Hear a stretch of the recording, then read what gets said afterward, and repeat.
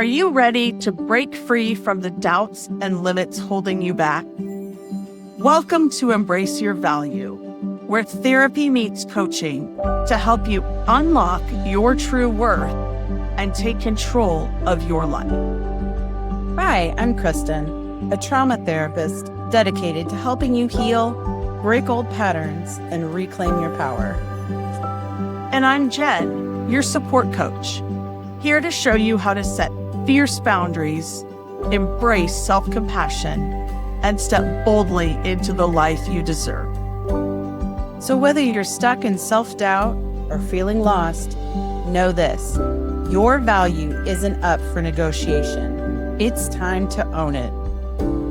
Every week, we tackle real issues that challenge, inspire, and empower you to live with purpose and confidence. So grab your favorite drink, take a deep breath, and let's get started. Because you're not here to play small. It's time to embrace your value. Let me paint you a picture. A woman, let's call her Maya, is going through one of the hardest seasons of her life. She's managing a demanding job. Her mother's health is declining. Her marriage needs attention.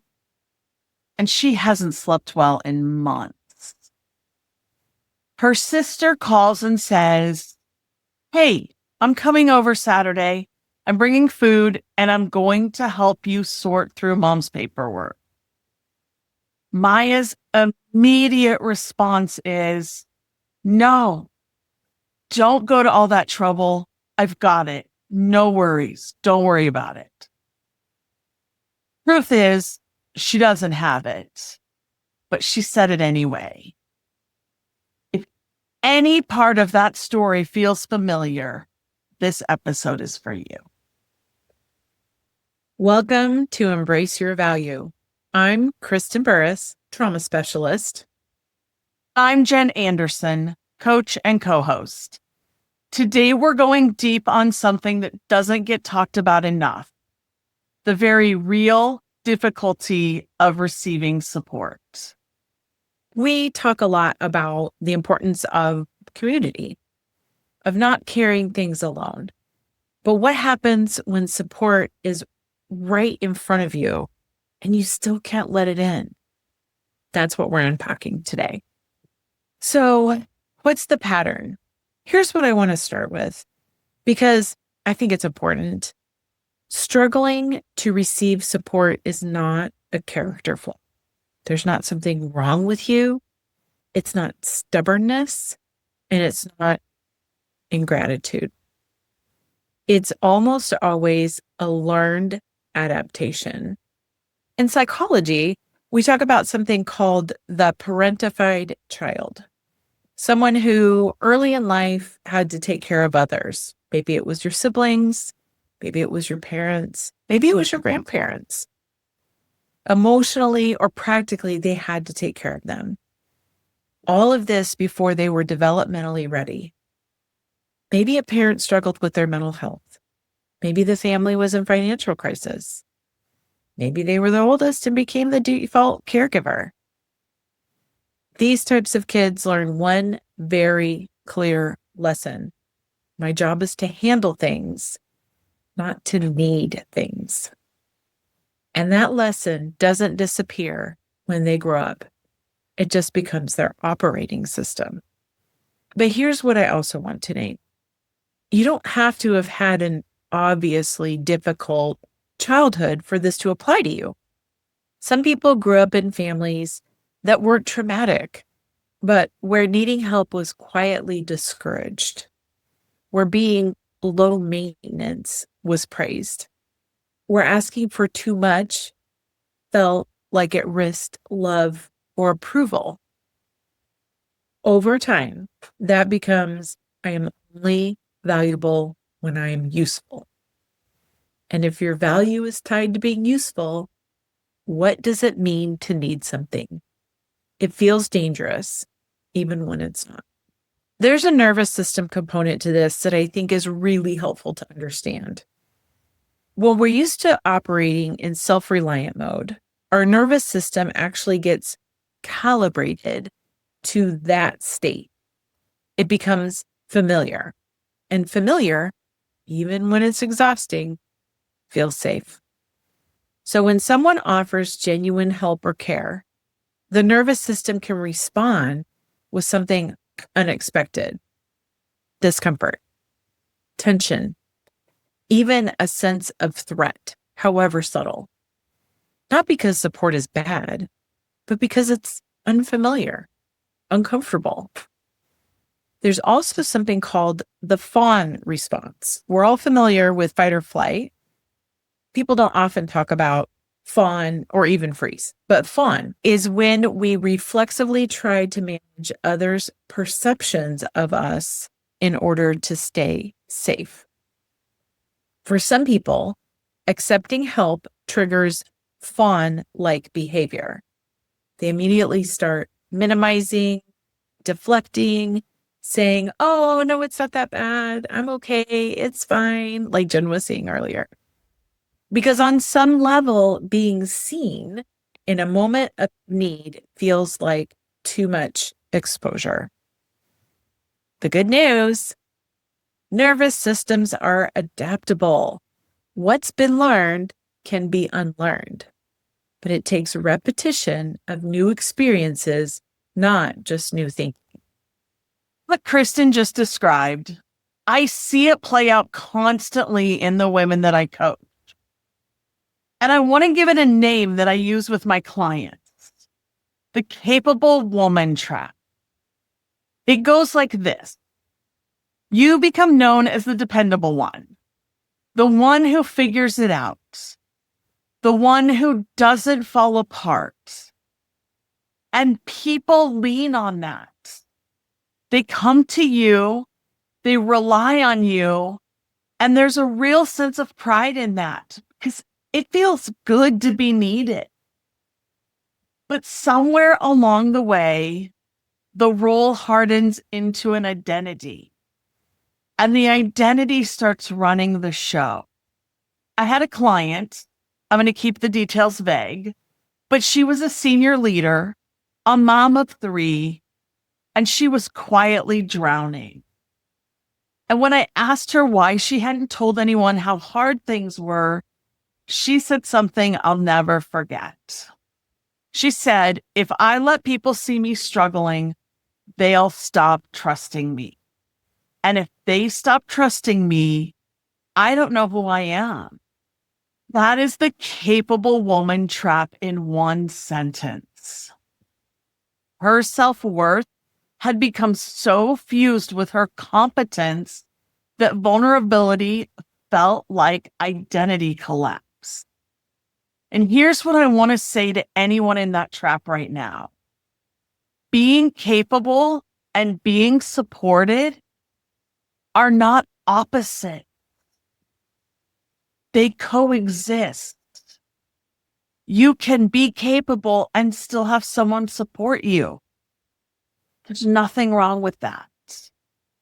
The most sustainably high-performing people I know in business, in parenting, in life are people who have learned to do both.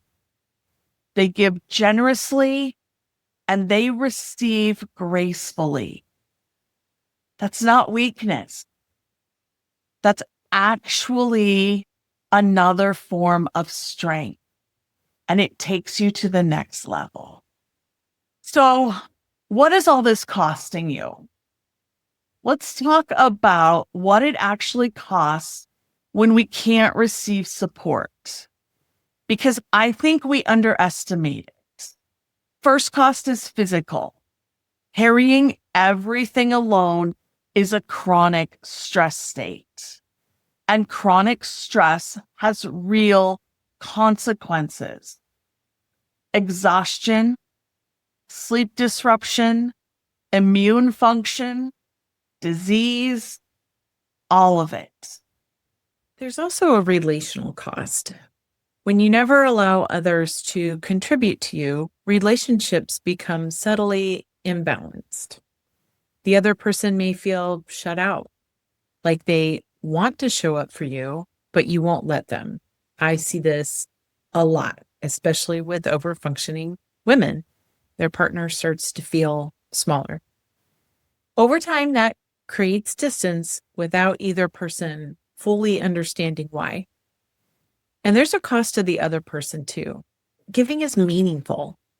When you refuse someone's help, you are actually denying them the experience of being useful to you, of mattering to you. Receiving well is actually a gift to the giver. And finally, and I think this might be the deepest one, there's a cost to your relationship with yourself.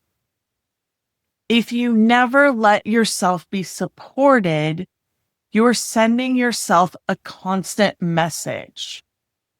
I don't deserve rest. I have to earn my place. My needs don't matter. And that is an exhausting message to live with. So let's get practical, because awareness is the first step, but it's not enough on its own. Here are 3 things that you can start practicing. And I want to emphasize the word practicing, because no one's perfect right away. Because this is genuinely a skill, not a switch that you get to flip. Tool number 1, the 2-second pause. The next time someone offers you help, before you respond, take 2 full seconds. Just like we all remember it, 1 Mississippi, 2 Mississippi. That's it. Just pause. That pause interrupts the automatic deflection reflex. It gives your nervous system a moment to register, oh, something kind is being offered. You may still say no, but at least you're choosing it consciously instead of reflexively. Tool number 2, receive it, then say thank you. Try replacing, oh, you don't have to do that. No, I don't need that. With the simple thank you. That means a lot. Even if it feels awkward, even if it feels like too much, like you're too much. Notice how the other person responds and notice how you feel after. Because most people report that receiving gracefully actually feels better than deflecting. It just takes a few tries to get there. Tool number 3, start small and track it. You don't have to start by letting someone in during your hardest moment. Start tiny. Let someone hold the door. Let a colleague take the meeting notes. Let a friend bring coffee. Each small act of receiving is a repetition, a new data point for your nervous system that says it is safe to let people show up for me. Thank you for those, Kristen. Those are great tools. And I want to add something that I think is at the heart of all of this.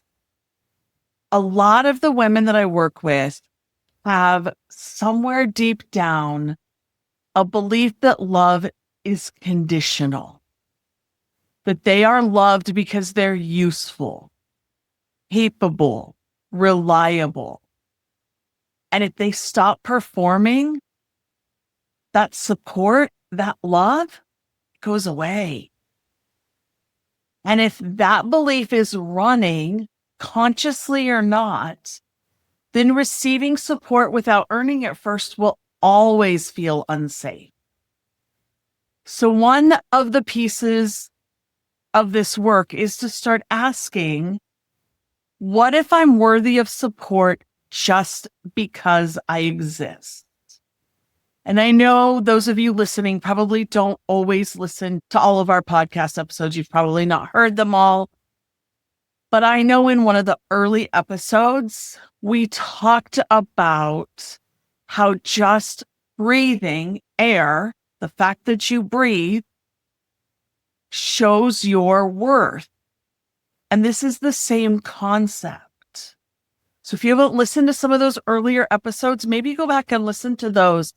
Find those core values and really find that worth, because you really do deserve it. Ask the question again. What if I'm worthy of support just because I exist? Not because of what I do, not because I've given enough, not because I've earned it, but simply because I'm a person who matters. That might feel like a stretch right now. That's okay. You don't have to believe it fully yet, but you can start acting as if it's true and let the experience teach you and guide you forward. Absolutely. Before we close, we would like to leave you with the reflection for the week. Think back to the last time someone offered you support, big or small. Maybe it was a friend offering to listen. Maybe it was a family member trying to help. Maybe it was a stranger holding the elevator. Ask yourself, what was my first reaction? Did I let it in? Or did I immediately deflect, minimize, or decline? And if you deflected, what was the feeling underneath that? Was it discomfort? A sense of not deserving it? Fear of appearing weak? Just getting curious about that reaction. Curiosity, without judgment, is actually a really meaningful first step. 100%. And when you just said that, Kristen, and you said they held the elevator for you, that made me think almost every week at church, this happens. I encounter this. And sometimes it's me. So I'm not even saying that it's always other people, but somebody's holding the door for somebody else. And we're rushing to get to the door so they don't have to be inconvenienced any longer. And here's the thing, it's not an inconvenience. If it was, they wouldn't be holding it. I wouldn't be holding it for them. They wouldn't be holding it for me. We just assume we're inconveniencing other people. So if you're hearing this and that's really hitting you, this is exactly what we're talking about. And that's a great small first step to realize that that's it. Because that hit me. And I was like, oh, I think I do that almost every Sunday. So find out, bring that awareness in and really see where you're doing this. So I think that would be a great first step. And I really just want to say that if this episode resonated with you, we would love to hear from you. Leave us a comment. Let us know what really hit you. Share it with someone who might need the reminder that they also don't have to do everything alone. And here's what we know to be true. The strongest people aren't the ones who never need anything. They're the ones who have learned to let love and support actually reach them. And you deserve to be one of those people. Thanks for listening to Embrace Your Value. We'll see you next week. Thank you for being here with us today. If today's episode hit home, don't just keep it to yourself. Subscribe, leave us a review, and share this episode with someone who needs to hear it. Because everyone deserves to know their worth. Next week, we're diving even deeper with more insights and tools to help you break free from limitations and live authentically. Until then, keep raising your standards, owning your worth, and embracing your value.